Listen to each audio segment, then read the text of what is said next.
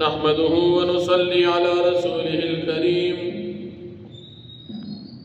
أما بعد فأعوذ بالله من الشيطان الرجيم بسم الله الرحمن الرحيم ولا تقولوا لمن يقتل في سبيل الله أموات بل أحياء ولكن لا تشعرون صدق الله العظيم سورة بقرة دویم پارا یوسل سلور پنجوستم آیت تی مخی آیت کریمہ کی اللہ پاک دا طرفنا پا صبر باندر امداد مختلو حکم بیان شو چه تاسو دا اللہ پاک نا امداد واری پا صبر سا پس پا دی آیت کریمہ کی دا صبر متعلق دا اللہ رب العالمین دا طرفنا یعنی صبر علی المصیبت یو خاص حالت بیانی کی چتاسو دا اللہ پاک پلار کی تکلیف برداشت کی نو پدغی حالت کے ہم تاسو صبر اکی او داغی یو واقعا مفسرین و بدیزے کی ذکر کری کلچ دا بدر غزا مشولا دا بدر پا غزا کی سور لس صحابہ کرام شپک مہاجرین ات انصار شہیدان شو کافرانو دغی صحابہ کرام پا شہادت باندی نازیبا کلمات ہوئی چی دنیا یہ ہم دا نقصان او دا دنیا دا فیدین دا خلق محرومتی جن دزان لأس خراب اللہ رب العالمین ایتی کریم نازل کر چی تاسو دی خلق تا چی دا اللہ پاک پلار کی شہیدان شد بھی تاسو مڑموائی بلکہ دا جن دی البتہ تاسو دا دی پا جن باندے نپی گئی اور رستو سلورم پارکی بسور آل عمران کی راشی چدیتا رزقهم بلاوی ولا تحسبن الذين قتلوا في سبيل الله امواتا بل احياء عند ربهم يرزقون دی آیتی کریمہ کی اللہ پاک فرمائی ولا تقولوا تاسموائی لمن حق چاہتا یقتلو چی آغا مرشی آغا سوک چی آغا مرشی فی سبیل اللہ اللہ پلارکی اموات دوی تمڑو موائی بل احیاء بلکی دوی جوندیری چی دی چا باندی دا مرگ راگی پچا باندی چی دا قتل کی دل راگی پچا باندی چی دا پردی گزار راگی او دی دا غید وجن مرشو دوی جوندی دی ولیکن لا تشعرون لیکن تاسو نپویگی تاسو دوی پا جن باندی نپویگی دا دی آیتی کریمنا اکثر مفسرین دلیل نولی دی انبیاء کرام علیہم السلام دا قبر پا جن باندی دا آیتی کریمہ عبارت النصر دلیل دی دا شہیدانو دا قبر پا جن باندی او پا دلالت النصر دا آیتی کریمہ دلیل دی دا انبیاء کرام علیہم السلام دا قبرنو پا جن باندی دا سلور مذہبان مسلمانانو عقیدہ دادا دا اہل سنہ والجماعات اتفاقا عقیدہ دادا چکم انسان دا اللہ پاک پلارا کی قتل شو او شہید شو دتا دا مرگ نبات اللہ پاک بیا زندگی ورکی او انبیاء کرام علیہم السلام تا وفات کی دون بعد اللہ پاک جوندی او زندگی ورکی دا د څلور مذهبه یعنی د اهل سنت والجماعه اتفاقی عقیده ده. د قبر د جن متعلق درې قسم عنوانات چلیږي. یو چلیږي حیات الانبیاء علیهم السلام د پیغمبرانو جن. دویم چلیږي حیات الشهداء د شهیدانو جن. او دریم چلیږي حیات الاموات د عام انسانانو جن. په ټولو کې قوي جن د مرګ نه بعد د پیغمبرانو په خپلو قبرونو کې. ورپسې دویم مرتبه کې جن د شهیدانو وي په خپلو قبرونو کې. او دریم نمبر جن دا د عام امواتو وي. اهل سنت والجماعت دا درې واړه قسمه خلکو د پاره د وفات نه بعد دا جن مني. په دې آیت کې د شهیدانو جن او د انبیاء کرام علیهم السلام د دوه قسمه خلکو جن ذکر دي. پیغمبران چې وفات شي د وفات کېدو نه بعد د هغوی جن د آیت په معنا او په دلالت سره پروت دي. او د شهیدانو جن د قرآن کریم په دې الفاظو کې ظاهرا موجود دي. یو تویل شي عبارت النس او دیم تویل شي دلالت النس. شهید تا په قبر کې جن حاصل دي، مزید نعمتونه ورته حاصل دي د پیغمبر په اتباع کې.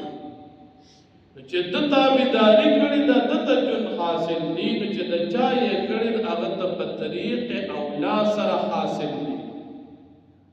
دا امتی دي چې د ته حاصل دي، نو د پیغمبر ته په طریق اولا سره حاصل دي. امتی ته حاصل دي آیت کې راځي، نو پیغمبر ته څومره حاصل دي؟ یقینا د دنه ډېر دي. اوس دی آیت کریمه کې د شهدا او حیات ذکر شو او په دلالت النصر الانبیاء او حیات. نو زمون اکابرین اهل سنت والجماعه د انبیاء کرام علیهم السلام د وفات نه بعد په جن باندې مستقل کتابونه لیکلي دي. او بیا د شهیدانو او د عام انسانانو د وفات نه بعد په جن باندې هم مستقل کتابونه لیکلي دي. زموږ عقیده ده هر پیغمبر د وفات کېدو نه بعد په خپل قبر چې د جنت باغچه ده په هغې کې ژوندی دي. نږدې خوا کې درود او سلام په خپله اوري او د لرې نه فرشتې وررسوي. دا زموږ د انبیاء کرام علیهم السلام متعلق عقیده ده. او دا او تاسو یو جمعه کې هم ویلي وه. زموږ عقیده دا ده چې کوم انسان شهید شو د شهادت نه بعد الله پاک دله د دې روح او بدن دواړو نه ژوند ورکوي. د وفات کېدو نه بعد د شهادت نه بعد چې کوم ځای کې هم دې پروت دي د روح او بدن دا دواړه په دې ژوند کې شامل دي. زموږ عقیده دا ده چې عام انسانان که مؤمنان دي او که کافران دي د وفات کېدو نه بعد دې چې چرته دي دلته دي ته ژوند حاصل دي. که چا دفن کړل که دفن یې نه کړل د دو روح او بدن دواړو ته به دا ژوند ملاویږي. عذاب یا سزا دا به دواړو ته ملاویږي. دا زموږ د څلور مذهب د مسلمانانو د اهل سنت والجماعه اتفاقی عقیده ده. په پنځمه صدۍ کې اولنی د دې عقیدې نه انکار معتزله وکړو. نو په هغه وخت کې چې کوم اهل سنت علماء محدثینو هغوی د دې په رد کې ښکلي کتابونه ولیکل. بیا په 1956 کې د پاکستان جوړېدو نه وړاندې د پاکستان جوړېدو نه بعد اولنی انکار د پنځپیریانو عالم عنایت الله شاه گجراتی وکړو. او د هغه وخت نه د پنځپیریانو عقیده جوړه شوه چې د وفات کېدو نه بعد نه پیغمبر ته نه شهید ته او نه عام انسان ته هیڅ قسم جن حاصل نه دی. دا د پنځپیرانو عقیده 1956-57 کې بنیاد د دې دا مقرر شو او بیا دا عقیده د دوی نه هغې وهابیانو واخیستله چې هغوی د پنځپیریانو نه ترقي وکړه او وهابیان شو. هغه غیر مقلدین او وهابیان چې د پنځپیریانو نه اورېدلي نه دي د هغې عقیده هم دا نه ده، یعنې چې پنځپیران نه اورېدل د هغې عقیده ده، خو که د پنځپیران نه اورېدلي نه دي د هغې عقیده دا نه ده. نو بیا هغه وخت کې د دارالعلوم دیوبند چې کوم 40 کاله محتمم پاتې شوی قاري محمد طیب صاحب رحمت الله علیه هغه د هندوستان نه تشریف راوړو او دا علما یې په خپل منځ کې د جوړولو کوشش وکړو، لیکن پنځپیریانو بیا هم ونه منل او وایي موږ دې فیصلې ته تیار نه یو. وایي دې خبرې ته موږ تیار نه یو چې موږ ووایو چې پیغمبران په خپلو قبرونو کې ژوندي دي او نږدې صلات سلام په خپله اوري او د لرې نه فرښتې رسي. وایي دې ته هم تیار نه یو. بیا د هغې وخت نه اکابرین علماء دیوبند هغوی مستقل فتوا جاري کړه چې د کوم سړي عقیده داسې وي لکه د پنځپیریانو نو دا سړی ګمراه دی، د اهل سنت والجماعت د نجات والا جماعت نه خارج دي، عقیدې په لحاظ سره بدعتي دي، د ده پسې لمونځ کول مکروه تحریمي دي، امام جوړول یې مکروه تحریمي دي، درسونه او تقریرونه اورېدل ناجایز دي او تعلق ساتل ورسره دیني ناجایز دي. ځکه دا سړي د پیغمبرانو په قبرونو کې د جن نه انکار کوي. دې ځای کې یو دوه درې خبرې به نورې هم ذهن کې یاد وساتو. انسان روح او بدن مجموعه چې یو ځای وي دې ته ژوندی وایي او که روح لاړ شي وځي تېنه نو دې ته بیا مړ وایي. یو خدا مسله. دویم په احادیثو کې او په قرآن کې د جسد او د بدن چې کوم لفظ راځي د هغې نه مراد هغه بدن وي چې کوم د عناصرو اربعو نه جوړ دي: اوبه، خاوره، اور او هوا. چې کوم تم او تاسو بدن خاکی وایو دا د خاورې بدن. نو چې په قرآن او سنت کې کله لفظ د جسد او د بدن راشي نو د دې نه مراد به همدا بدن وي چې دنیا کې په ښه او په بد عمل کې شرکت کړي. یو بدام ذهن کې یاد وساتئ. په قرآن او په سنت کې چې کله لفظ د قبر راشي نو د هغې نه مراد به هغه ځای وي چې د وفات کېدو نه بعد د انسان پکې پروزي. دې تبا قرآن او سنت کی قبر وی. قبر وی د وفات کېدو نه بعد چې انسان چرته پروت دی دغه قبر دی. که چا د شیشې صندوق جوړ کړو، که د اوسپنې صندوق دی، که ولې وکړنستو، که په صحرا کې پروت دی، که د زمري په ګېډه کې پروت دی، همدې قبر دی. پیغمبر ویلي چې روح او بدن دواړو ته نو که دا دواړه ته یې منې ژوندي نو دې ته وایي د پیغمبر د قبر جندو. او کته وی چې نه بدن یو ځای روح بل ځای او جن په قبر کې نشته نو دې ته به ویل شي د قبر د جن نه انکار. اوس به تاسو ته وایي عموما دا وایي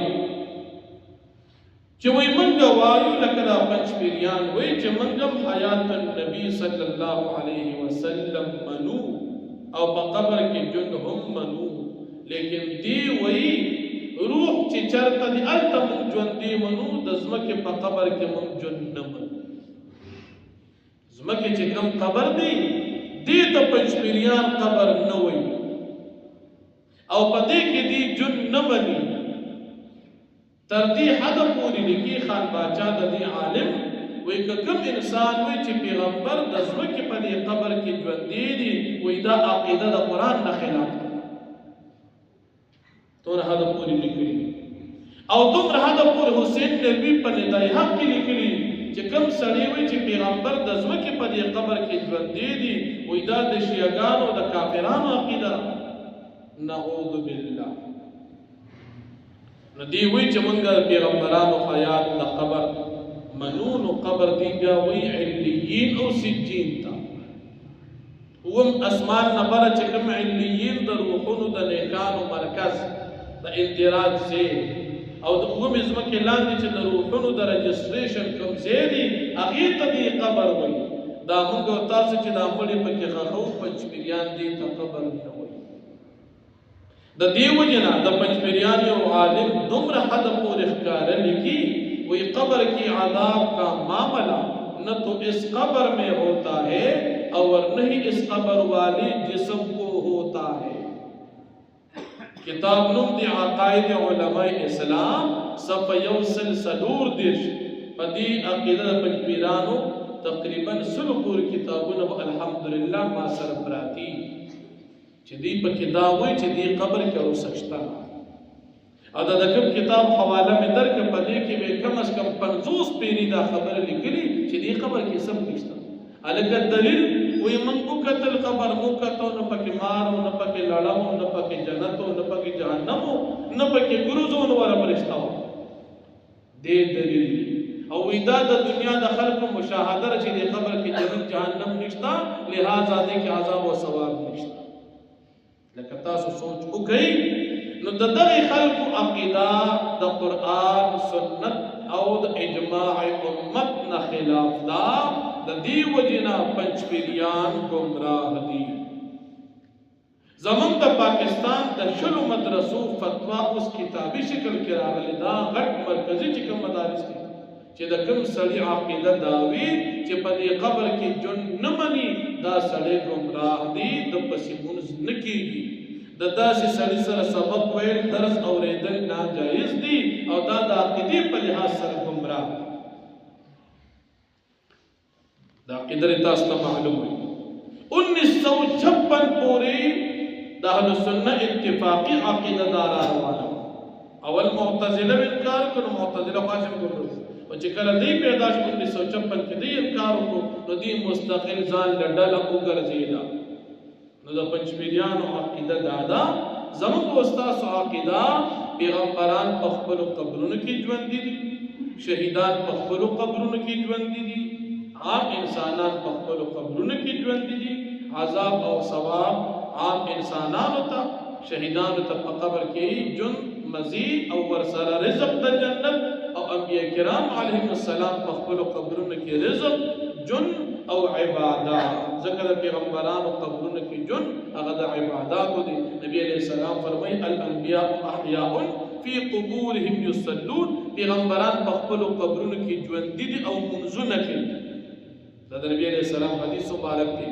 دا مسلمانان چې دی عمرې لاړ شي او د مدینه منورې دی جمعه ته ورشي او د نبی کریم صلی الله علیه وسلم د روضې دا سلام کوي نو دلته خو د چکر سټیډیم نه دی دا عرب او عجم چې ټول دنیا راځي او دا ارمان ځم چې دا بلا را جوړي او دا خلک د نبی علیہ السلام د روضې سره تیریږي نو دا ټول د قرآن خلاف دی یا دا ټول شیعاګان دي او کافران دي ټول مشرکان دي نه ټول مسلمانان دي او دې په دې شوق او محبت دي چې دلته ز سلام اچوم نبی علیہ السلام په خپل اوري او چې موږ تاسو دې چې هو صلی الله علیه وسلم دا په دې نیت مسلمانان وي چې دا ورته فرشتي رسي نو د لری فرشتي رسي او د نږدې په خپل اوري دلایل په دې مسأله باندې زیات دي په هر حال دلایل په نو وایو او مسلام او تاسو ذهن کې راغلا او په دې آیت کې تاسو ته خیر چې الله فرمایي چې دا کس ژوند دي چې په چا گزار شوی ګوري تاسو ولا تقولوا تاسو موایي لمن هغه چاته یقتلوا چې د باندې قتل راغی نو بل کېدل په بدن راځي ګولې په بدن راځي روح د ګولو شي نه لکه دا روح دې کنه نو په دې د ډس کې دا نه لګي ځکه هغه جسمي لطیفه د الله پاک د طرف نه یو امر دی په هغې ډز نه کېږي. الله څه فرمایي؟ لمن هغه چاته یقتلو چې په هغه قتل راغی، په هغه ګزار راغی، په هغه ډز راغی. نو ډز په چا راغی؟ په بدن. نو دلته څه به وایي؟ فی سبیل الله چې د الله په لار کې پې ګولۍ راغلې، امواتن چې دوی مړه دي. نو دا چا باندې چې ډز شوي د ده ته مړ نه وي. جنازه دنیا کې وکړه، خدا به نه چې کیسې ختمه شوه، نه، بل احیاء بلکې هم دوی ژوندي دي. دا چې په چا ډز شوي دي الله فرمایي هم دوی ژوندي دي. نو بیا خو خلک چې موږ پې پوهېږو، الله وایي نه ولکن لا تشعرون، لیکن تاسو پې نه پوهېږئ. ژوندي دي تاسو پې نه پوهېږئ. حکیم الامت تانوي صاحب آسان مثال ذکر کړي د دې مسلې د پوهې دپاره. ته یو مجلس کې ناست دي او سړی د سره خوا کې اوده دي، هغه په خوب کې لګیا دي د تکلیف یا د راحت په حالت کې دي. ته ورسره خوا کې ناست دي، ته پې نه پوهېږې، هغه پوهېږي. سړی خوب کې که نه، کله راپاسي سم ستړي او کله راپاسي سم خوشحالي. خوب کې یو مرۍ لتلی و، نو چې راپاسي خوشحالي دې بهرني سړي ته خو پته نه لګي. نو ته به څه وایې چې په ده څه نشته، نه د هغه هر څه شته، خو تا ته پته نه لګي. نو د شهید په قبر کې خوشحالي شته، مزې شته، خو الله وایي تاسو پې نه پوهېږئ. ښه نو ولې پې نه پوهېږو؟ ستا سترګې د دنیا دي او د هغه زندګي د آخرت شروع ده. ستا سترګې کمزوري دي، نقلي دي، د لږ وخته پورې کار واله دي، 50 کالو پورې، او د هغه ژوند هغه بس روان شو، نه ختمېدو زندګۍ طرف ته. د دې وجې نه تاسو پې نه پوهېږئ. الله دې موږ او تاسو ټولو ته په دې خپله عقیده باندې استقامت سره د عافیت نصیب کړي. دا عقیده زده کړو، په دې باندې الله نه ژوند وغواړو، او د مدینې منورې سفر چې کله هم کوو، الله دې موږ او تاسو بار بار حج عمرې له بوځو، او په دې نیت یې کوو چې دې ځای کې زموږ محبوب دي، هغه له موږ سلام لځو. نو د مدینې منورې دا سلام دا موږ په دې نیت باندې وکړو. الله دې موږ او تاسو ټولو ته عمل توفیق